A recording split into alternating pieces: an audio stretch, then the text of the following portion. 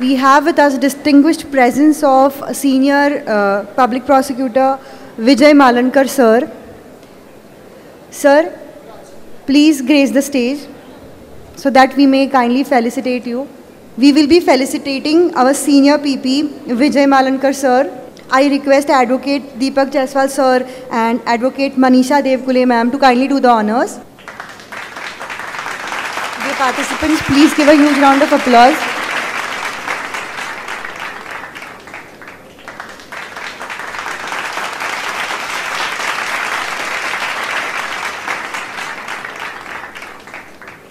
Thank you, sir. Thank you, ma'am. We have with us on stage Kurla Court Bar Association members and committee members. May I now kindly request Advocate Yuvraj Narvankar, sir, to kindly grace the stage. Please join me in welcoming sir. We are eagerly awaiting his session. He will be delivering on this topic, admissibility of electronic evidence in criminal trial. Before we go ahead, let us take a moment to felicitate sir.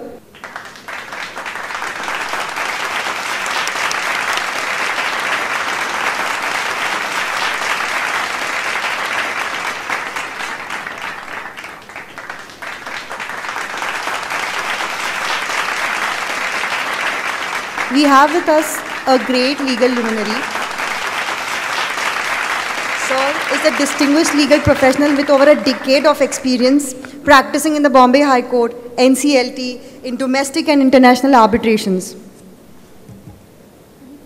He holds a BSL, LLM, PCI, AARB, UK, and is a gold medalist in law from ILS Law College, Mumbai University. We are so pleased to have him here with us today. He also has a certificate of merit in LLM from Mumbai University for corporate laws.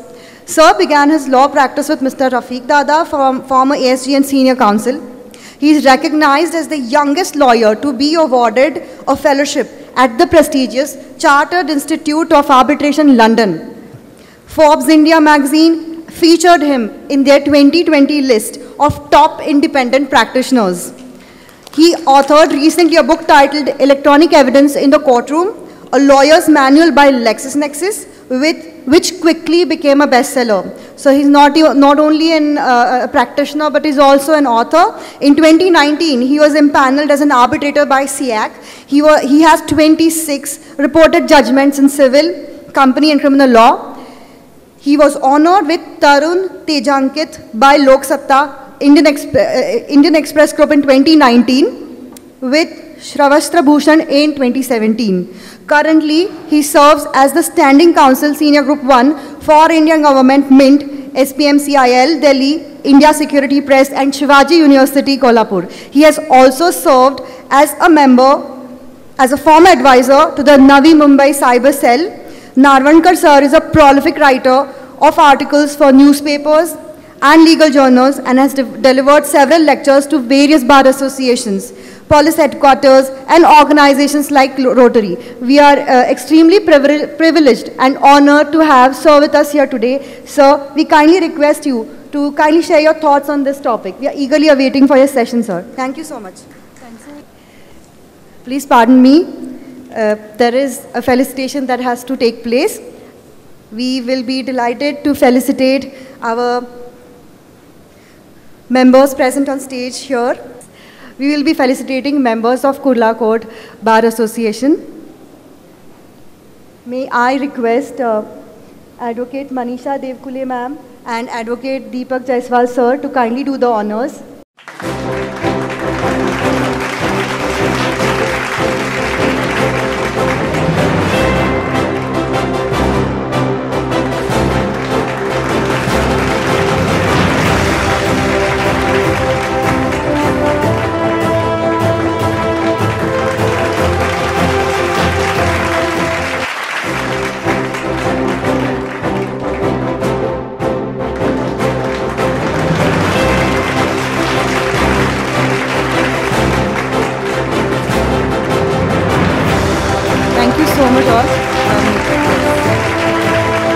Error is to human, and I am very grateful for you to accept my mistake that I didn't know the names of many of the dignitaries here on the dais. All the same, the felicitation still carries the same weight. May I now request sir to kindly take the stage. Very good afternoon to you all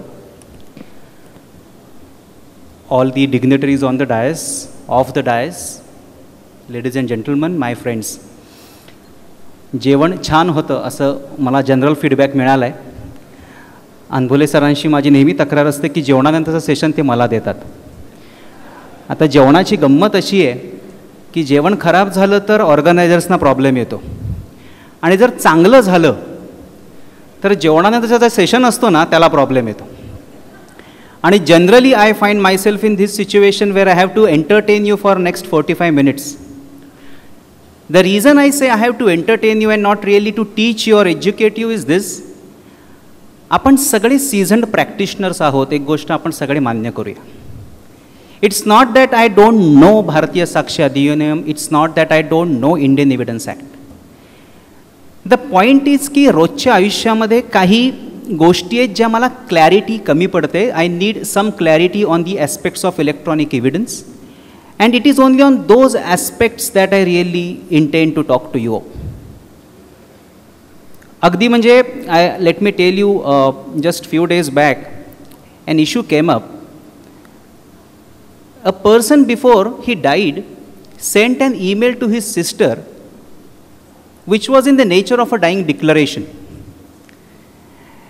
And since it was an email, the question arose, who will give the certificate of the email? Because without the certificate, the email would be inadmissible. But as we are all aware, under the section 32 of the Indian Evidence Act, dying declaration is one of the very crucial pieces of evidence. And unfortunate and very surprising it is that matter is today in the High Court की मेलेल्या व्यक्तीचं 65B certificate कोण देणार is an issue that we are grappling with.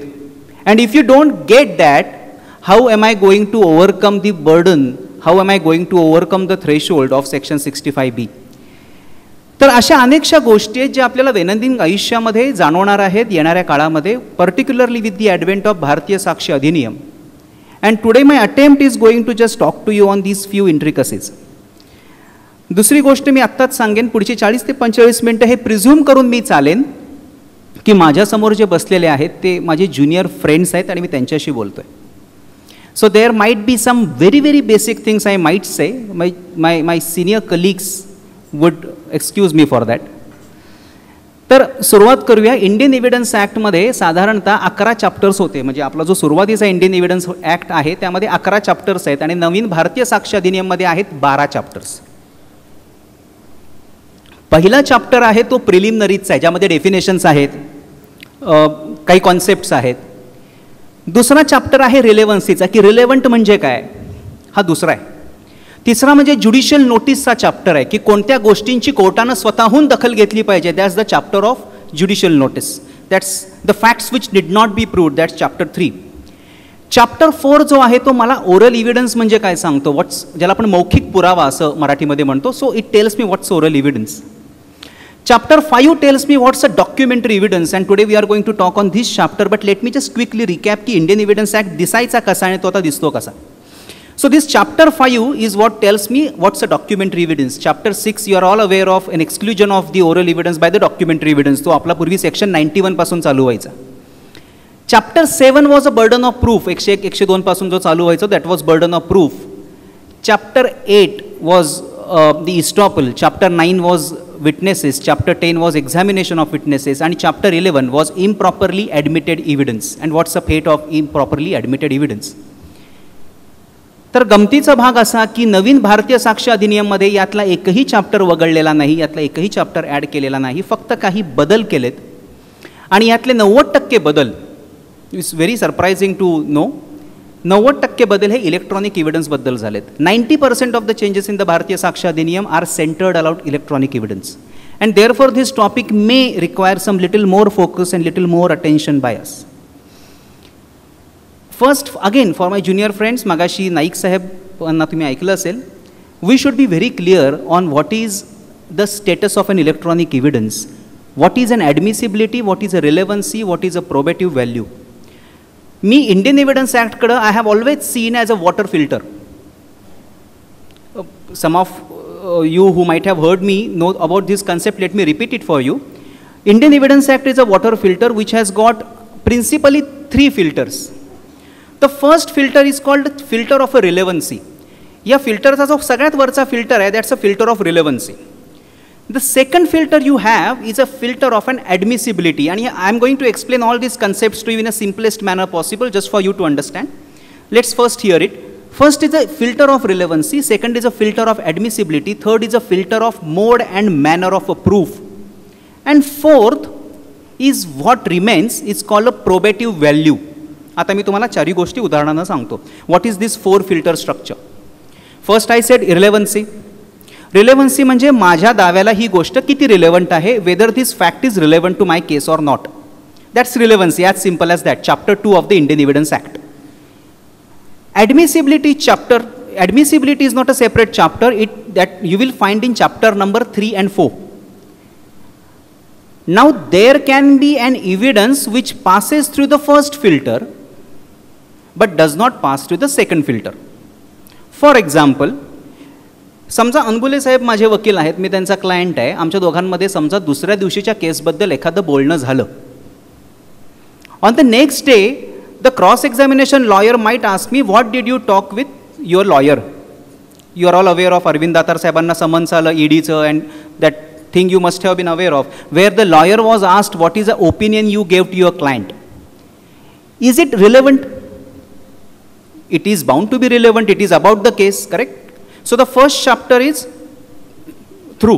It's relevant. Is it admissible? Absolutely not, because section 126 of the Indian Evidence Act tells us that client attorney privilege is paramount. You can't have that privilege breached. So you have now an evidence which passes through the first filter of relevancy but does not pass through the second filter of admissibility. बरं, तुम्ही मला असं विचाराल की तुम्ही रिलेव्हन्सीचा filter पहिल्यांदा का ठेवलात? So always remember section 136 of the Indian Evidence Act, which is now section 141, tells me that if the judge has to admit any evidence in the record, the judge shall first ask the lawyer in what manner that evidence will be relevant if I admit that. And only if the judge is convinced that that evidence is going to be relevant, the judge shall admit it. Always remember the relevancy precedes the admissibility. It is not other way around. Generally दुर्दैवानं कोर्टामध्ये असं होतं की जज साहेब आपल्याला म्हणतात, राहू दे ना वकील साहेब, आधी रेकॉर्डवर इव्हिडन्स येऊ द्या, रिलेव्हन्सी आपण आर्ग्युमेंटच्या वेळी बघू. Indian evidence act says no, the relevancy first be decided and then comes the admissibility, and therefore I kept the relevancy filter first. So coming back to my example, I have an evidence which passes through the relevancy, doesn't pass through the admissibility. Take another example. Suppose if there is a question asked to a developer client of mine, let's assume की त्यांना एखादा project निम्म्यातनं सोडला and he is being sued for damages. I am cross-examining that developer, someone is cross-examining that developer witness of mine, आणि त्याला असं कोणीतरी विचारलं की तू हा प्रोजेक्ट सोडून असे किती projects निम्म्यातनं सोडलेस, just to establish his character and his antecedents. Technically speaking, this question would be admissible, correct? There is nothing that bars. There is no 126, there is no 128, nothing. But technically, is it relevant? He might have abandoned 100 more projects. That doesn't prove that he has abandoned this project. So technically, you have another evidence where it is admissible but irrelevant.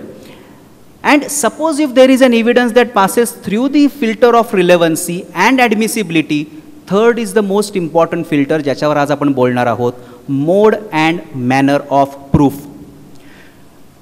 Indian Evidence Act tells me that there is a way to prove each kind of evidence. You can't just, because it is relevant, because it is admissible, not necessarily the court will have to accept it. Let's take a case of agreement to sell. Sorry for giving a civil example in a topic which is criminal oriented. It is for your understanding I am giving this. Agreement to sell एखाद्या transaction specific परफॉर्मन्सच्या दाव्यामध्ये relevant आहे. Agreement to cell ॲडमिसिबल आहे, पण त्याच्यावर समजा stamp duty पे केली नसेल तर then is it admissible? 3334 of the Stamp Act says, sorry, it is inadmissible. Here you are dealing with mode and manner of a proof. Though it is admissible, though it is relevant, law says, sorry, there is a way to prove it. And this is what we are going to talk about today. 65B, old 65B and new 63 falls in this third filter of mode and manner of proof. They have nothing technically to do with the relevancy, something to do with the admissibility, but much to do with the mode and manner of a proof. But suppose if my evidence passes through all these three filters, is the job done? No. The last comes, which is a probative value. So my young friends will always understand and will appreciate this. Whenever you are looking at any evidence, ensure that it passes through these three stages, but it has got a probative value. Otherwise, Marathit ek म्हण आहे, डोंगर पोखरून उंदीर काढला. If you have heard of this, what does it mean? That you put in lot of efforts to get something, and when you get it, you realize it was worth nothing. For example, let me give you an example. Now, something about a criminal trial. For example, there is an offense of a murder in a broad daylight on some busy square. You ask the witness, did you witness that yourself? He says, yes, I did witness.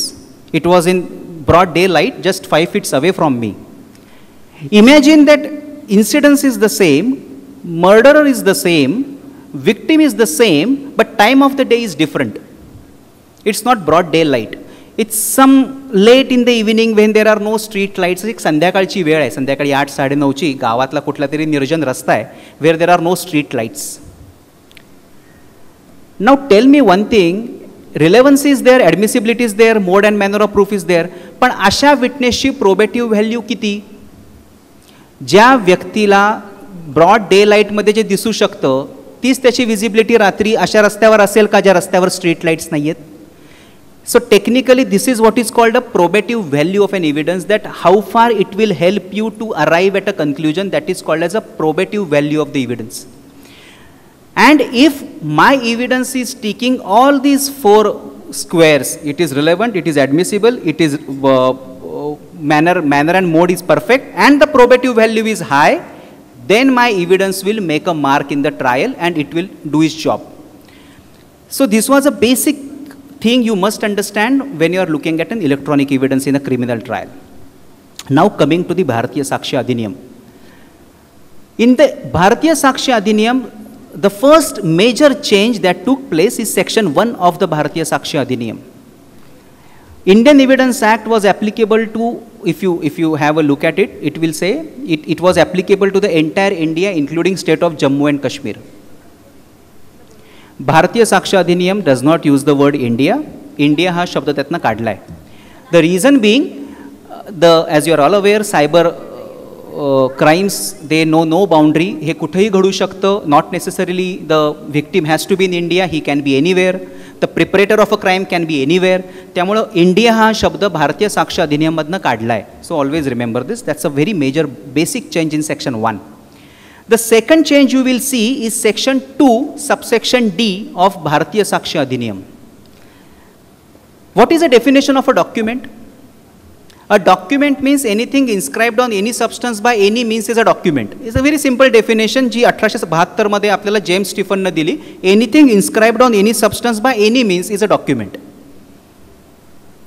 There is one addition done to that in the Bharatiya Sakshi Adhiniyam, and it says it includes electronic and digital record, which was not there earlier, and therefore section 2D is again very important addition that Bharatiya BSA makes. The second and third most important change is section 2, subsection E, that defines the word evidence. Earlier evidence did not include the word electronic and digital record, now it does. पण मला फारसं या गोष्टींवर बोलायचं नाही, याचं कारण they are very minor for a practitioner's perspective. We will talk at length on something which is of a very practical significance. Let's move little ahead and let us directly jump on to chapter number 5. As you would all remember, chapter number 5 is a chapter of a documentary evidence. It begins with section 56 of Bharatiya Sakshi Adhiniyam. Section 56 tells me a documentary evidence can be proved by a primary or secondary evidence. All of those of you who has got Bharatiya Sakshi Adhiniyam, please have a look at it. It says a document can be proved by a primary and secondary evidence, and then section 57 defines what is primary evidence. आणि जर मला विचारलं की सगळ्यात महत्त्वाचा change भारतीय साक्ष अधिनियममध्ये कुठला असेल तर माझ्या मते तो सेक्शन 57 आहे. कारण प्रायमरी एव्हिडन्सची डेफिनेशन जी 1872 बदललेली नव्हती ती पहिल्यांदा बदलली, because now the act says, the definition is the same. The definition says that any document produced for the inspection of the court is a primary evidence. He definition आपल्याला पूर्वी 62 मध्ये होती, तीच डेफिनेशन 56 मध्ये आहे, 57 मध्ये आहे. पण काय बदललं आहे तर 4 एक्सप्लेनेशन्स ॲड केले आहेत त्या सेक्शन्समध्ये, and this is very important particularly for a trial. Earlier there were used to be 3 explanations. Now there are 7 explanations below section 57. Which are those added explanations? Explanation number 4, 5, 6 and 7. Explanation number 4 tells me, let me first tell you the language of a section and then I will try to explain to you नक्की त्याचा अर्थ काय. It says whenever any electronic and digital record is created and stored sequentially and simultaneously, then each of those record is a primary evidence. थोडासा technical language आहे, just be with me, I try to explain it to you. For example अशी एक समजून चला, माझ्या मोबाईलमध्ये मी एखादं recording करतो आहे. हे रेकॉर्डिंग मी करत असताना यू आर ऑल अवेअर, माझा समजा हा आयफोन असेल तर या आयक्लाउडवर त्याच्या अनेक कॉपीज ॲटोमॅटिकली बनत आहेत. So technically speaking, the law tells me that these sequential and simultaneous copies, all of them are primary evidences. Earlier, digital evidence was not given the status of a primary evidence. It is by virtue of this explanation, it has been given the status of a primary evidence. So whenever an electronic and digital record is created and stored simultaneously or sequentially, each of the copy is a primary evidence. It was explanation number 4. What explanation number 5 tells me? This is very interesting.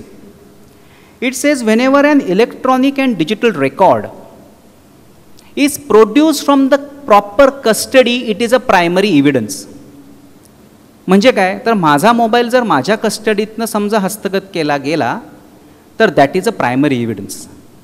If it is seized from the custody of my lawyer friend on the stage, my mobile, it is not a primary evidence, as simple as that. मग proper कस्टडीची definition मला कुठे मिळेल? If you look at section 81 of BSA, the proviso to section 81 defines what is a proper custody. It says that a custody is called a proper custody if the record is at a place where and is looked after by the person with whom the law requires it to be, or if the record is, if the origin is legitimate or probable. म्हणजे काय तर ह्याला मी proper custody आहे की नाही कसं म्हणायचं, मी तुम्हाला एक उदाहरण देतो. आणि ही केस ॲक्च्युली दिल्ली NCR मध्ये झाली. एक घटना रस्त्यावर घडलेली होती आणि तिथे एक बेवारस पेनड्राईव्ह सापडली. That pen drive had a footage of the incident that took place at that place, pen drive or a memory card. When that pen drive was seized by the police and that police tried to produce that in the court of law, a question arose whether that police is a proper custodian of that electronic record. Simple प्रश्न आहे. ती बेवारस pen drive आहे, ती त्या पोलिसांना हजर केली. तो whether what do you think is the police proper custodian of that record? Technically speaking may not be, कारण तो त्याचा ओनर नाही आहे. He has not purchased it, he has not run it, he has not managed it. So technically he is a third party for that electronic record. But relying on the proviso to section 81, Delhi High Court has held that no, the origin of a custody with that police officer is legitimate and probable, and therefore he is a proper custodian. And therefore look at a definition very carefully. It says that if the origin of a custody is legitimate and probable, then it is a proper custody. मग भलेही तो मालक जरी नसला त्या डिव्हाइसचा, but if the origin in his hands is legitimate and probable, he becomes a proper custodian. The moment he becomes proper custodian, that document becomes the primary evidence. So try to understand, this very device will become a primary evidence in my hand, will become secondary evidence in the hand of someone else. This is what the explanation number 6 will tell me of section 57. Coming to explanation number 8. Sorry, explanation number 3, we covered 4, 5, coming to explanation number 6. 6 is not often used. 6 says that if the video recording is broadcasted, transmitted and transferred at the same time, each of the broadcasted video recording shall be a primary evidence. What does it mean? Suppose एखादी IPL मॅचचं recording चालू असेल वानखेडे स्टेडियमवर. The IPL match is being recorded on the local machine at Wankhede Stadium. At the same time, it's playing on each of your devices at your home, right? So it's being simultaneously broadcasted to your devices. Therefore, each of these copies is a primary evidence. Earlier, the law was that only the copy at the Wankhede Stadium will be a primary evidence. Now, the law has been amended to say that each of these copies will be treated as a primary evidence. That's what is explanation number 6 for you. And 7 is almost a replica of the earlier explanations, which says that whenever a digital or electronic record is stored or copied at multiple places in a computer, then each of these automated storage, including the temporary file, is called the primary evidence. म्हणजे काय? बऱ्याचदा काम करत असताना लॅपटॉपवर समजा तुमची battery अचानक डाय झाली किंवा चार्जिंग संपलं, जेव्हा तुम्ही तुमचा लॅपटॉप परत ओपन करता, you see that file, right? Word file, you see that again and it asks you, do you want to save that file? तुम्ही तर सेव्ह केलं नव्हतं. मग how is it still there? That's what is called as an automated storage. J automatic आहे, जे manual नाही आहे, that's called an automated storage. Now the Bharatiya Saksha Adhiniyam is telling me that that temporary file is also a primary evidence of the main document.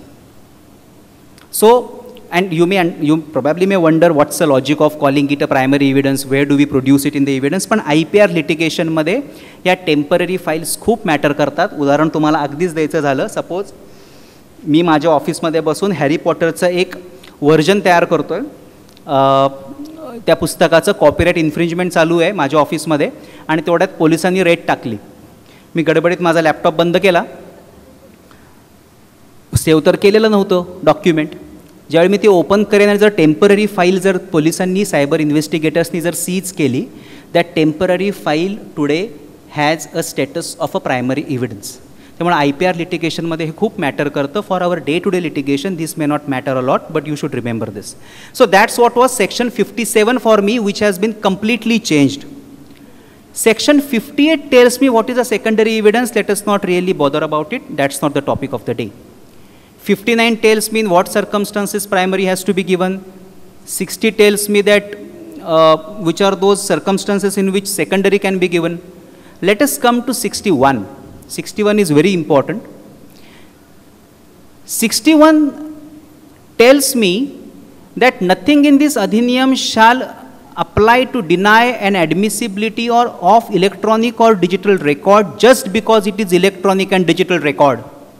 And the electronic record shall have the same legal effect, validity and enforceability as any other document subject to compliance of section 63. म्हणजे काय? हा माझा ज्या मोबाईलवरचा समजा electronic evidence असेल, तर ह्याला जेवढा एखाद्या पेपर डॉक्युमेंटला वैधता आहे, the validity of a paper document will exactly at par with the electronic record. So the section 61 tells me that please don't discriminate between a paper document and electronic record. They both stand at par with each other. They have the exactly same legal effect and validity. हा section का आला? कारण आपल्या बॉम्बे हायकोर्टाची जवळजवळ 6 judgements आणि supreme कोर्टची 3 judgements अशी आहेत, ज्याच्यामध्ये असं डिस्कशन केलं गेलं आहे की electronic record is a inferior piece of evidence when pitted against a paper record. त्यामुळे या दोघांमध्ये इलेक्ट्रॉनिक इव्हिडन्स हा वीकर इव्हिडन्स आहे. अशी आपली 6 जजमेंट्स आहेत बॉम्बे हायकोर्टची, आणि there are 2 judgments of the supreme court. So legislature thought it fit की हे डिस्क्रिमिनेशन काढून टाकूया and let's provide that a paper document will be at par with the electronic record. They both are at the same level. That's what section 61 tells me. Now let's come to the really topic of the day, आणि जो प्रॅक्टिशनरसाठी जास्त महत्त्वाचा आहे, which is section 63 of the Bharatiya Saksha Adhiniyam, which was earlier section 65 capital B of the Indian Evidence Act. Me section फारसा हा सांगणार नाही तुम्हाला, कारण this has got a very complex language. Rather I'll explain it to you. आणि माझी काही talks आहेत on YouTube, you can watch them later, where I have spoken only on the technical language of these sections. Today I am going to only focus on some practical aspects. Section says let me just recap in 2 minutes. Section says, notwithstanding anything contained in this adhiniyam, any electronic record, whether printed on a paper, stored, copied, recorded in optical or magnetic media or a semiconductor memory, shall be considered to be a document and shall be admissible in evidence without further proof of production of the original if you meet the conditions mentioned in the section. थोडक्यात कुठलाही electronic record तो कागदावर print केलेला असेल, सीडीमध्ये stored असेल, डीव्हीडीमध्ये stored असेल, सेमीकंडक्टर मेमरी म्हणजे आपली पेनड्राईव्ह असते, मेमरी कार्ड असतं त्याच्यावरची असेल, will be deemed to be a document. तो डॉक्युमेंटच समजला जाईल when you comply with the conditions mentioned in this section. त्या कंडिशन्स काय आहेत आपण 1-2 मिनिटांना बघू. So basically the section tells me की irrespective of the medium, it may be a CD, DVD, paper, Blu-ray drive, whatever, it will continue to be as good as a paper document. And please mark the word without further proof or production of the original. मी practitioner मित्रांसाठी हे ह्यासाठी सांगतोय, आम्हाला बऱ्याचदा आमच्या PP मित्रांचेही message येतात, प्रश्न येतात की समजा मी 63 आणि 65B सर्टिफिकेट दिलं असेल तर मला ओरिजिनल कोर्टात हजर करायची गरज आहे का, किंवा आम्ही कोर्टात ओरिजिनल पण हजर करू का, म्हणजे थोडा अजून स्ट्रॉंग केस होईल.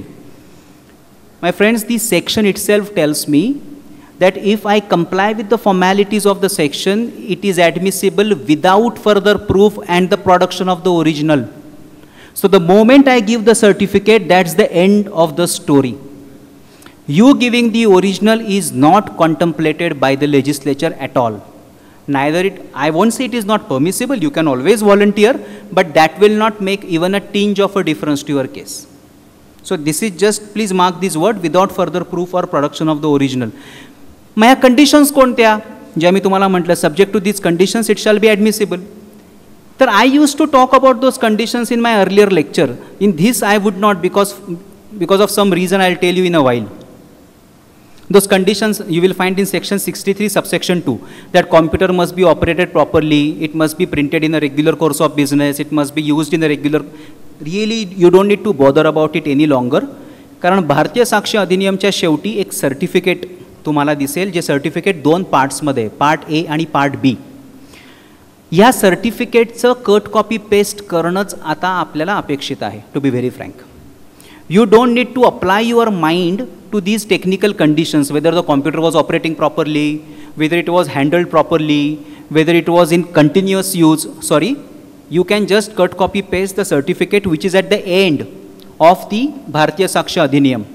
We will go to that certificate in a minute, and then we will use 10 minutes talk just on that certificate. That's going to be very crucial. So section 63(2) is sorted. Section 63(4) is again the most important section. It tells me that in any proceedings where it is desired to give a statement by virtue of this subsection, a certificate doing any of the following shall suffice.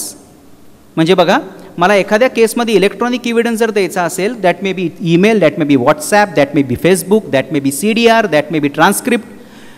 What I have to do? I have to give a certificate under section 63(4), which was earlier 65(b)(4). मग बदल झाला का या सर्टिफिकेटमध्ये? तर 4 खूप महत्त्वाचे बदल झाले. The first important change for us practitioners is, earlier there was no stage defined when you have to give the certificate.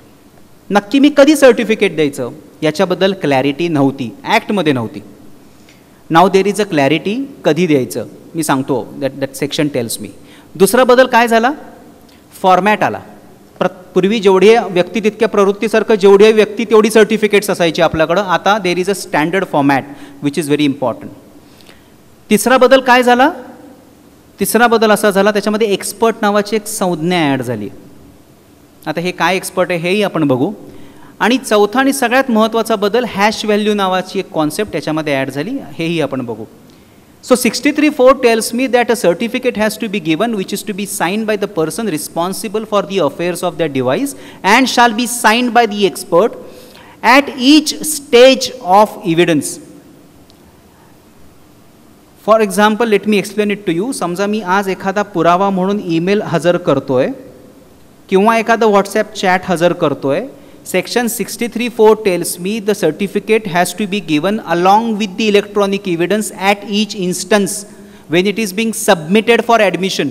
म्हणजे मला जेव्हा मी कोर्टामध्ये तो एव्हिडन्स देतोय that it has to be accompanied by a certificate. Earlier the view in M.R. Hiremat versus Union of India was the Supreme Court had said that 65B is a curable defect. You can supplement the certificate later. म्हणजे आधी evidence आणि नंतर certificate चालू शकत होतं. With the 63(4) we don't have yet judicially tested, but the 63(4) as it stands says that you will have to give the certificate along with the electronic record. ते नंतर देऊन चालणार नाही, going by the language of the section. Now what is the certificate business? Those of you who have got the Bayer Act, please look at the certificate. It is divided in two parts, part A and part B. Part A कोणी द्यायचा आहे? Part A हा मी द्यायचा आहे. हा माझा mobile मला जर कोर्टात हजर करायचा आहे तर I will have to sign on part A certificate. मग पार्ट ए सर्टिफिकेटमध्ये काय काय आहे? That you have to put your name, where do you stay, what is the document, it's a CD, it's a DVD, it's a DVR, mobile आहे का, pen drive आहे का, you will have to tick. त्याचे options आहेत, you will have to tick. That's not very important. Then there is a column called as a hash value column. Hash value is a technical concept, not very technical, it's very easy, but those of you who are interested can just Google hash value calculator, you will understand what is it.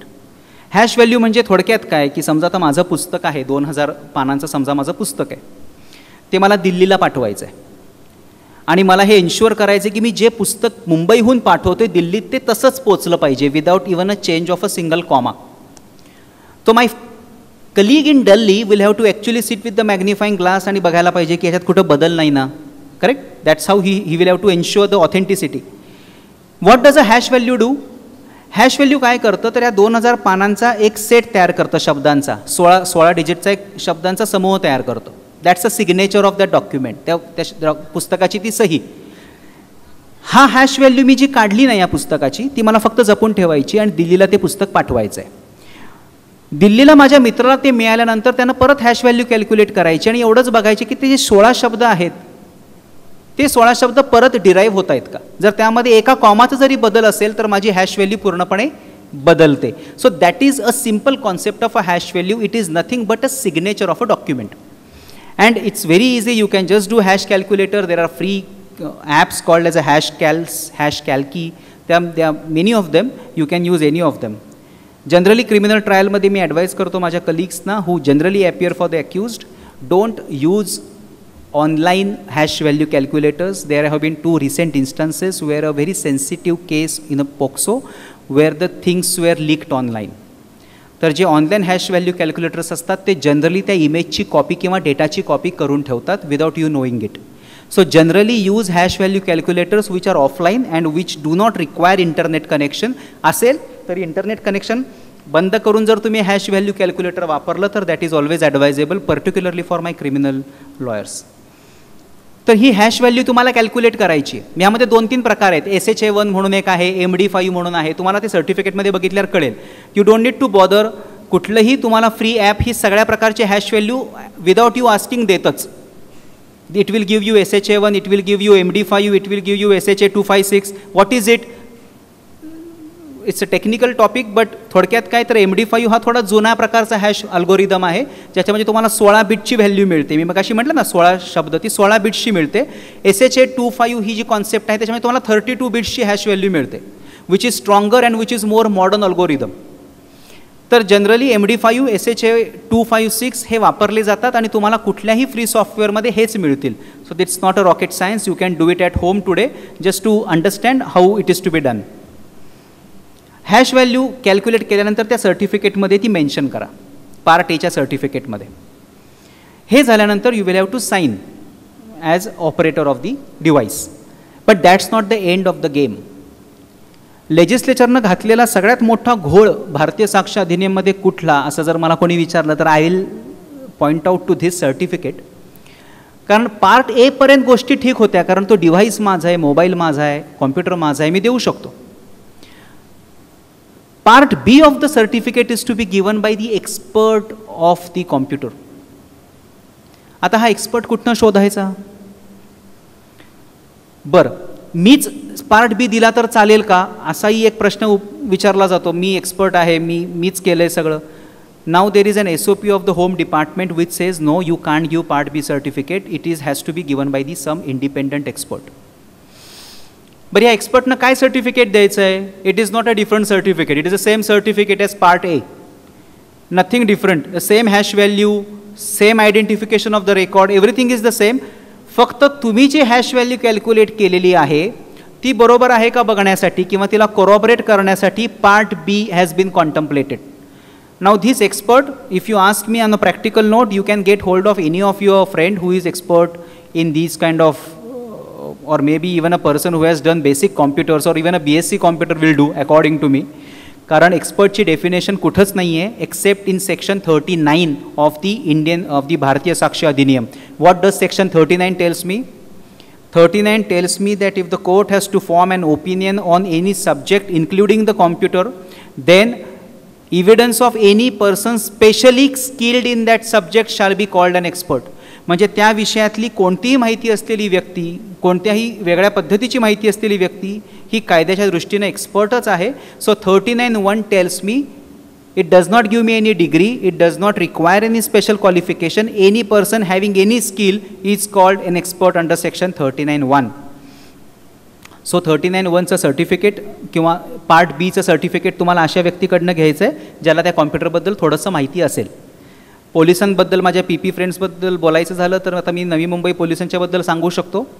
त्यांनी एक नवीन app develop केलं आहे ज्याच्यामध्ये तो IO चं certification हे automatically येतं. Part एचं certificate पण automatic होतं, पार्ट बीचं सर्टिफिकेट पण ॲटोमॅटिक होतं. आणि ई-साक्ष्य म्हणून जे ॲप येऊ घातले आता होम डिपार्टमेंट लॉन्च करेल त्याच्यामध्ये पण हे PPंसाठी सांगतोय आपल्याला. As an lawyer of the accused you don't have that luxury, but for the PPs you will have an automatic generation of part A and part B certificate. But as I told you, you don't need to worry too much about the expert. ज्याला कोणाला काहीही कॉम्प्युटरमधलं basic कळतं त्याला तुम्ही certificate त्याच्याकडनं घेऊ शकता. But one thing, a word of a caution, always take a certificate by a person who can withstand a cross examination. Because once he gives the certificate and if the validity of that certificate has been challenged, then he should withstand the cross examination of the defense lawyer or the prosecution lawyer. For example, मी माझ्या मित्राकडनं उत्साहामध्ये जर part बीचं certificate घेतलं आणि त्याला पहिलाच प्रश्न त्याला असा विचारला की SHA-1 आणि MD5 मधला टेक्निकल फरक सांग, आणि जर त्याला त्याचं उत्तर आलं नाही तर automatically the whole credibility of his evidence and the credibility of part B certification goes down dramatically. So if you are putting him as a witness, no worries, but ensure that he is, I won't use the word tutored, but he is properly taught, he is properly explained, he is at least shown what kind of questions will be thrown at him. त्यामुळे ही महत्त्वाची गोष्ट आहे. And to most important sections, by the way I must tell you, हा जो expert आहे हा private expert आहे, he is not a government expert. Many of the times you would be told, मुंबईतल्या दुर्दैवाने एका कोर्टापुढे हा प्रश्न आला आणि I had to go there for arguments and ultimately court was convinced. Court असं म्हणतं हा एक्सपर्ट वकील साहेब तुमचा नाही आहे, हा गव्हर्नमेंटचा एक्सपर्ट लागतो. कारण 39(1) हा प्रायव्हेट एक्सपर्टबद्दल बोलतो, 39(2) हा गव्हर्नमेंट एक्सपर्टबद्दल बोलतो. 39(2) असं सांगतो, if in any pending proceeding the court has to form the opinion on any electronic record, the court shall if things fit can call for the report of an expert under section 79 capital A of the IT Act. हे मला 39(2) सांगतो. हा कोण? तर 79 capital A हा IT Act मध्ये जो section आहे त्याच्याखाली भारतामध्ये काही लॅबोरेटरीज नोटिफाय केल्यात सरकारनं, त्यांचा एव्हिडन्स म्हणजे हा 39(2)चा एव्हिडन्स आहे. बऱ्याचदा आपले सन्माननीय कोर्ट्स असं म्हणतात मला तो, तर with the greatest respect to them you will have to argue that is not what is expected, that is not what is being contemplated. कारण फॉर एक्झाम्पल पुण्यामध्ये FSL लॅबोरेटरी आहे, मुंबईत आहे, हैदराबादमध्ये आहे. यांचा सध्याचा जो लोड आहे तो साधारणतः 6 ते 7 महिन्याचा आहे. म्हणजे तुम्ही आज इव्हिडन्स दिला तर तो 6 महिन्याला त्याच्यावरचं फॉरेन्सिक ॲनालिसिस होतं. And do you really expect in a private dispute if you approach them for your certification they will ever respond? Firstly they will never respond, secondly they are not legally oblige to respond. त्यामुळं हा 39(2) नाही आहे. आणि what we did, we wrote to also Home Ministry seeking clarification. Fortunately Home Ministry has given a clarification की हा जो expert आहे हा 39(1) एक्सपर्ट आहे, not of 39(2). So please keep this in mind. Last leg of today's talk would be 329 and section 330 of Bharatiya Nagrik Suraksha Samhita that replaces our Code of Criminal Procedure of 73. What is 329 and 330? Please mind these sections, they are very important. आज आपण जास्त भारतीय साक्ष अधिनियमबद्दल बोललो. BNSS पण खूप changes आलेत. Audio visual काय असते त्याचं डेफिनेशन आली आहे. Section 85, section 105, section 185. तुम्ही कुठलंही सर्च सीझर करत असाल तर तुम्हाला ते आता ऑडिओ व्हिडिओ रेकॉर्डिंग करावं लागणार आहे. सेक्शन 176 बदलला आहे. 7 वर्षांपेक्षा अधिकची शिक्षा असेल तर तुम्हाला आता त्याचं पूर्ण शूटिंग जे आहे त्या जागेचं ते ऑडिओ व्हिज्युअलनं करावं लागणार आहे. That is section 176. आणि 193 जो आपला पूर्वीचा 173 होता चार्जशीटचा पोलीस रिपोर्टचा, तो आता 193 झाला आहे. आणि त्यामध्ये कॉन्सेप्ट आली, that is called as a sequence of custody. Sequence of custody म्हणजे chain of custody. What is chain of custody? म्हणजे चार्जशीट बरोबर हा फॉर्म भरणं पोलिसांना कंपल्सरी आहे. What is this form? For example हा गुन्ह्याच्या स्थळावरनं घेतलेला मोबाईल आहे. हा जेव्हा हस्तगत केला जातो तेव्हाचा एक सीझर मेमो बनतो. या सीझर मेमो बरोबर त्यांना अजून एक फॉर्म बनवायचा आहे which is called as a chain of custody form, ज्याला मी COC फॉर्म म्हणतो. हा काय असतो? फॉर एक्झाम्पल हा मोबाईल नरवणकरांनी घेतला.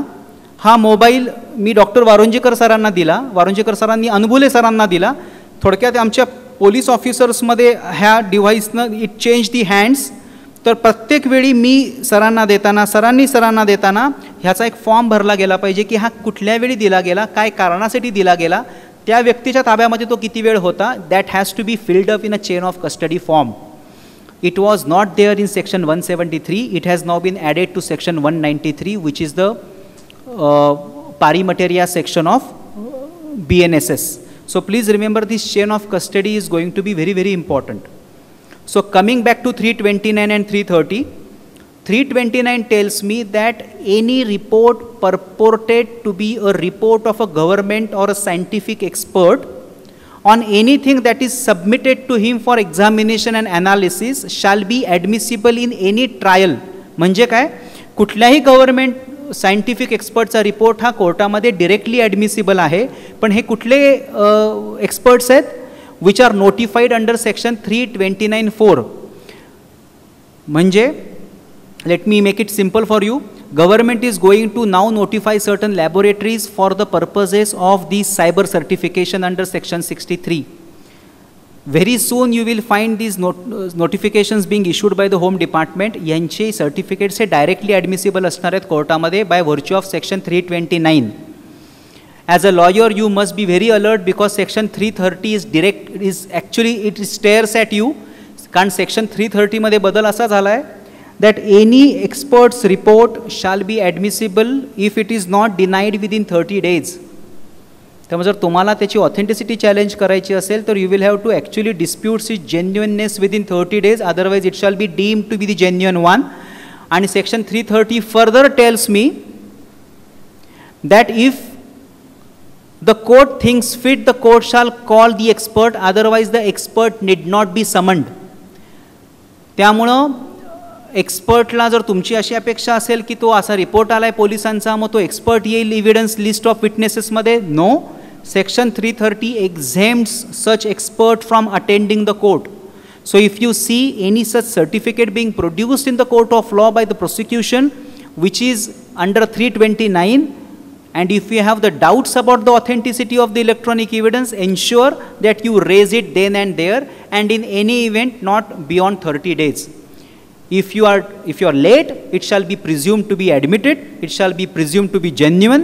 You cannot call the witness, you cannot call the author. So that's what 329 and 330 for you. And last but not the least is the legality of illegally obtained evidence. बऱ्याचदा असं होतं की साहेब हा जो mobile आहे हा माझ्या नकळत रेकॉर्ड केला गेला आहे, हा पुराव्यात टिकेल का? It has been, for example, in a husband and wife dispute, in case like adultery, wife might say it has been recorded without my consent or it is illegally procured. The Supreme Court has now said की एखादा electronic evidence हा इल्लिगली जरी obtain झाला असेल, even if it is illegally procured, that is admissible in court of law. So please mind this. That is called as a doctrine of fruits of poisonous tree, which is a theory in US which is not applicable in India. म्हणजे काय? Simple आहे की एखाद्या वृक्षाची समजा मुळच विषारी असतील तर फळं पण विषारी असं आपण म्हणतो, बरोबर. That's what the doctrine of fruits of poisonous tree. म्हणजे एखादा इव्हिडन्स कलेक्ट करतानाच तुम्ही बेकायदेशीरपणे केला असेल तर तो इव्हिडन्स बेकायदेशीरच ठरतो. Correct. That is what a doctrine in US tells us. India Supreme Court has said sorry, this doctrine does not apply to India. So even if your procurement of evidence is illegal, irregular, that evidence will still be admissible in the court of law.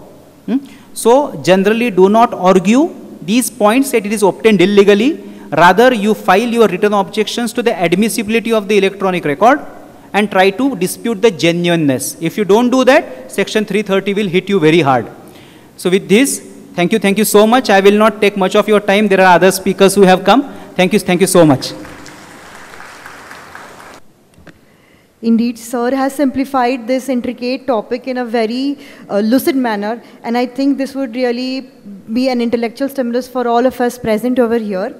Before we go to the next segment, I would like to take this opportunity to apologize. We, in a hurry to move to the next session, we missed out on naming some of the important dignitaries present here on the stage. People say, or there's a Shakespearean phrase, what's in a name? Everything is in a name. And therefore, we would like to take this opportunity to kindly felicitate Advocate Wasim Siddiqui sir, President, Kurla Court Bar Association. May I kindly request the dignitaries to felicitate him. Sir, we would be really happy to welcome you and felicitate you one more time. Please apologize, the omission was unintentional.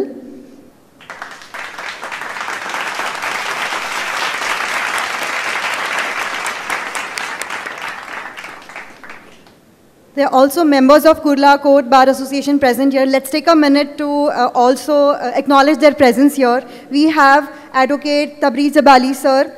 We have Advocate Sudhakar Kumbhar sir. We have Advocate Amit Sargar sir. We have Advocate Aarti Patil ma'am, Advocate Arif Usmani sir, and Advocate Tehseen Sheikh sir. Thank you so much, the Kurla Court Bar Association members, to be a part of this particular event. This collaborative event would not have been possible without your presence. Thank you so much, one and all.